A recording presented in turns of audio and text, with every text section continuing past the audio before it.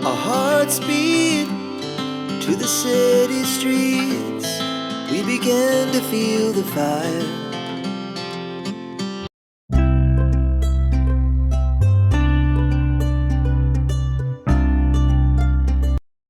नमस्कार मंडळी, मी रुपाली तुमचं पुन्हा एकदा खूप खूप स्वागत करते आजच्या एका नवीन ब्लॉगमध्ये. आय होप तुम्ही सगळे मस्त असाल. छान असा पावसाळा सगळीकडे चालू झालेला आहे आणि आता सगळ्याच ठिकाणी जवळजवळ पाऊस व्यवस्थित असं पडत आहे. आणि पावसाळा म्हटलं की डोळ्यासमोर दोन गोष्टी येतात. एक म्हणजे गरमागरम आल्याचा चहा, त्यासोबत कांदा भजी आणि दुसरं म्हणजे घरभर पसरलेले खूप सारे ओले कपडे आणि त्यासोबत आलेला खूपट कसला तरी वास आणि अगदी फ्रीमध्ये मिळालेले डास. तर या सगळ्या समस्या पावसाळ्यामध्ये सगळ्यांच्याच घरी येतात. तर या समस्या आपण कशाप्रकारे सॉल्व्ह करू शकतो, याचे उपाय काय आहेत किंवा कोणत्या गोष्टी आपण पावसाळ्याच्या वेळेमध्ये करू नये, या सगळ्या गोष्टी आजच्या व्हिडिओमध्ये मी तुमच्यासोबत शेअर करणार आहे. तर व्हिडिओ पूर्ण पहा. या व्हिडिओमध्ये बऱ्याचशा अशा टिप्स मिळतील ज्यामुळे पावसाळ्यात येणाऱ्या समस्या तुम्ही अगदी सहजरित्या सोडवू शकता आणि घरात येणारा कुबट कसला तरी वास नक्कीच छान अशा सुगंधामध्ये बदलू शकतो. पावसाळ्यात कपडे वाळत घालणं ही खूप एक मोठी समस्या आहे. कारण पावसाळ्यामध्ये कपडे अजिबात सुकत नाहीत. दमट वातावरण आणि ऊन नसल्यामुळे कपडे अजिबात सुकत नाहीत. त्यामुळे ना एक उपाय नक्की करा, की रोजच्या रोज जितके कपडे पडतील तितके धुवून घ्यायचे. बऱ्याच जणांना सवय असते, की 2 दिवसाने किंवा 3 दिवसाने एकदा कपडे धुणे. त्यामुळे काय होतं ना, खूप सारे कपडे एकत्र जमा होतात आणि जेव्हा आपण या कपड्यांचा लोड एकत्र लावतो, तेव्हा खूप सारे कपडे घरात जमा होतात आणि ते न सुकल्यामुळे घरभर अगदी कपड्यांचा पसारा दिसतो. त्याचबरोबर दुसरी अशी गोष्ट, की शक्य असल्यास ना, कपडे जे आहेत ते रात्री धुवून घ्या. जेणेकरून काय होईल ना, सकाळी जेव्हा छान असं उन्हाला सुरुवात होते ना, तर ते कपडे पटकन तुम्ही उठल्या-उठल्या वाळत घालू शकता. जेणेकरून दिवसभरामध्ये खूप सारा वेळ कपडे सुकण्यासाठी म्हणजे वाळण्यासाठी मिळून जातो आणि घरभर रात्रभर जे कपडे आपल्या घरात पसरवायला लागतात, त्यापासून तुमची नक्कीच सुटका होऊ शकते. तर मी सुद्धा इथे रात्री कपडे जे आहेत ते लोडला लावून ठेवले होते, म्हणजे मशीन लावून घेतली होती आणि सकाळी उठल्या-उठल्या हा पहिला लोड काढला आणि कपडे वाळत घातले गॅलरीमध्ये. तुम्ही बघू शकता साफ असं वातावरण आहे. थोडंफार ऊन नाही म्हणू शकत, पण ब्राईट लाईट आहे.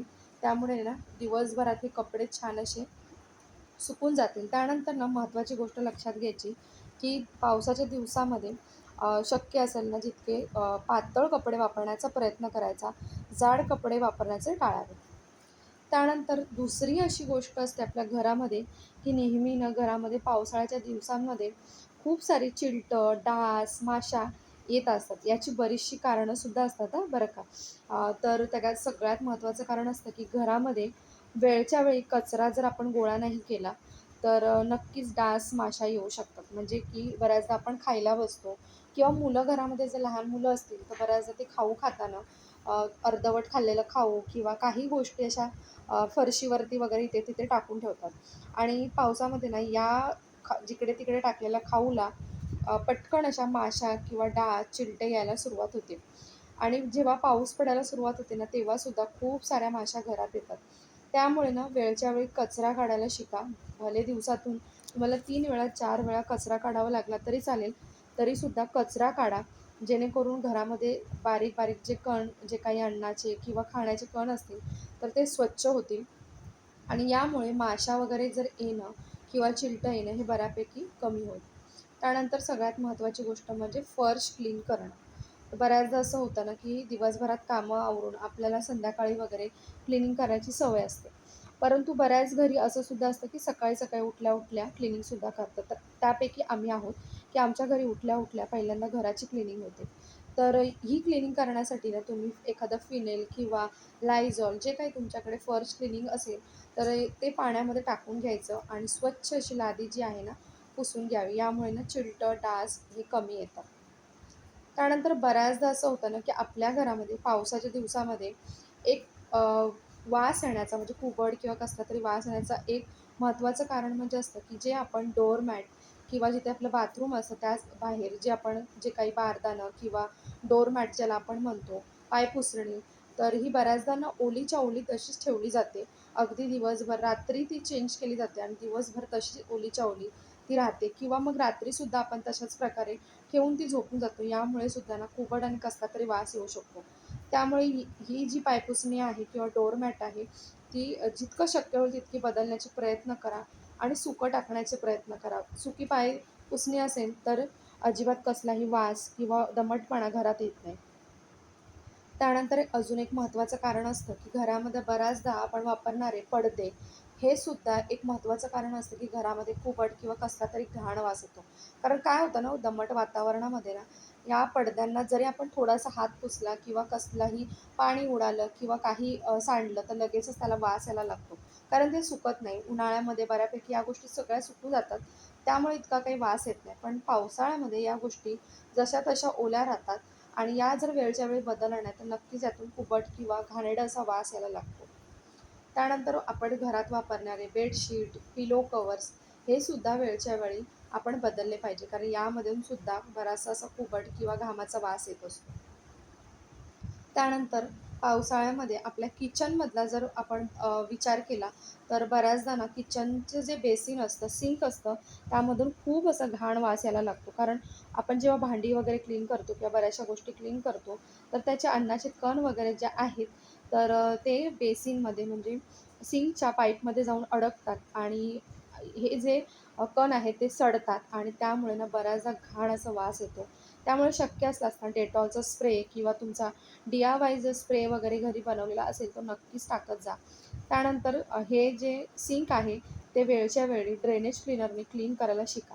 जेणेकरून काय होईल चॉकअप तर टळेलच, त्याचबरोबर यामध्ये जे काही अन्नाचे कण वगैरे साठलेले असतील ते सिंकच्या पाईपमधून खाली जातील आणि अजिबात कसलाही सडलेला, कुजलेला वास येणार नाही.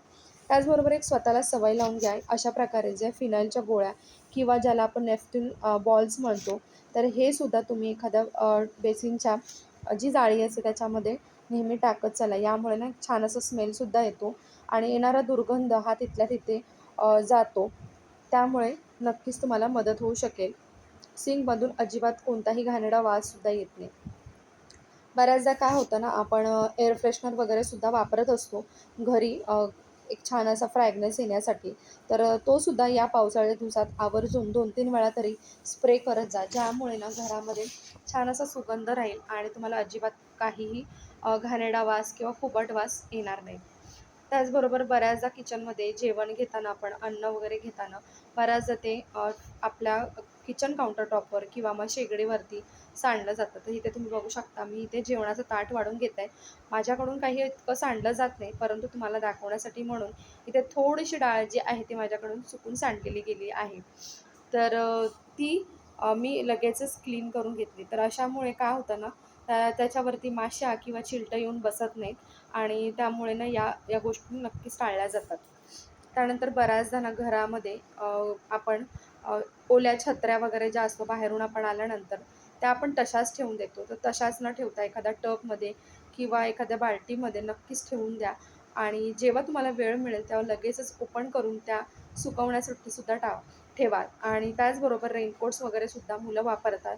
तर ते सुद्धा वेळच्या वेळी तुम्ही लगेचच पसरवून सुकवून घ्या. ज्यामुळे ना एक चिकटपणा किंवा कुबट वास जो येतो तर तो नक्कीच टळला जातो. तर या गोष्टी सगळ्या तुमच्यासोबत शेअर केल्या, की पावसाळ्याच्या दिवसामध्ये काय करू नये, ज्यामुळे घरामध्ये कुबट वास, चिलटं, डास या सगळ्या गोष्टी येऊ नये. त्याचबरोबर घर सुगंधित राहणंसुद्धा एक खूप महत्त्वाची गोष्ट असते पावसाळ्याच्या दिवसामध्ये. कारण दमट वातावरणामुळे थोडासा कुबट असा वास घरात येत असतो आणि त्यामुळे आपल्याला थोडंसं निगेटिव्हसुद्धा वाटत असतं किंवा आपल्याला प्रसन्नता वाटत नसते. तर त्यासाठी ना घरगुती असा एक उपाय सांगते तुम्हाला. घरामध्ये असलेली मातीची पंती ज्याला आपण दिवा म्हणतो, तर तो घ्यायचा आहे. त्याच्यामध्ये सुकलेली कडुनिंबाची पानं टाकायची आहे, तमालपत्र टाकायचं आहे, 2 लवंग, त्याचबरोबर एखादा दालचिनीचा तुकडा टाकायचा आहे आणि कापूर त्याच्यामध्ये तुम्ही भीमसेन कापूरसुद्धा घेऊ शकता किंवा साधावाला कापूर आणि यासोबत थोडंसं मस्टर्ड ऑइल ज्याला आपण राईचं तेल म्हणतो ते टाकू शकता किंवा साधं तेल जर असं टाकलं तरी चालेल आणि हा दिवा आहे ना तुम्ही पेटवायचा आहे. ह्याच्यामध्ये कापूर टाकल्यामुळे तो दिवा पटकन पेटला जातो आणि हा दिवा घराच्या मध्यभागी किंवा एखाद्या कोपऱ्यात जरी ठेवला तरी चालेल. यामुळे ना घरामध्ये एक छान असा सुवास पसरला जातो आणि घरात जी काही निगेटिव्हिटी असते किंवा दमटपणा वगैरे जो असतो, ज्यामुळे आपल्याला थोडंसं डाऊन फील व्हायला लागतं, तर या सगळ्या गोष्टी आहेत ना, कमी होतात आणि नक्कीच तुम्हाला घरात ना प्रसन्न वाटतं, अगदी पावसाळ्याच्या दिवसातसुद्धा. आणि एक घरातली जी निगेटिव्हिटी असते, तीसुद्धा निघून जाते. तर नक्की हा उपाय करून बघा. आपण सगळेच डस्टबिनमध्ये ओला, सुका असे दोन्ही प्रकारचे कचरे जे आहेत ते टाकत असतो आणि यामध्ये आपण एक डस्टबिन बॅगसुद्धा वापरत असतो. तर ही बॅग जी आहे ती अशीच ओपन न करता जर तुम्ही घट्ट अशी बांधून त्याला गाठ मारून ठेवलीत, तर रात्रभर येणारे कॉकरोचेस किंवा एक घाणेरडा असा एक कुबट वास येतो, तर तो नक्कीच येणार नाही. आणि खास करून ही गोष्ट ना पावसाळ्याच्या दिवसात आवर्जून करा. त्याचबरोबर किचन काउंटर क्लीन करण्यासाठी आणि हात पुसणीसाठी आपण किचनमध्ये बऱ्याचशे जे टॉवेल आहे ते यूज करत असतो. तर हे टॉवेल वेळच्या वेळी अगदी क्लीन करायला सुरुवात करा आणि त्यामध्ये फॅब्रिक कंडिशनर्स देखील नक्कीच वापरा. यामुळे कोणताही ओला, दमट आणि कुबट असा वास येणार नाही. त्याचबरोबर डस्टबिन जेव्हासुद्धा आपण वापरतो, त्यामध्ये पिशवी जी आपण टाकतो, त्याआधी यामध्ये एखादी नेफ्तलची जी बॉल आहे तो किंवा ज्याला आपण फिनेलच्या गोळ्या म्हणतो, तर त्या नक्की टाका. यामुळे अजिबात कचराकुंडीतून सुद्धा वास येणार नाही. आय होप तुम्हाला आजचा व्हिडिओ आवडला असेल. जर आवडला असेल तर लाईक, सबस्क्राईब, शेअर करायला विसरू नका आणि यातली कोणती टिप तुम्हाला आवडली हे सुद्धा कॉमेंट सेक्शनमध्ये जरूर सांगा.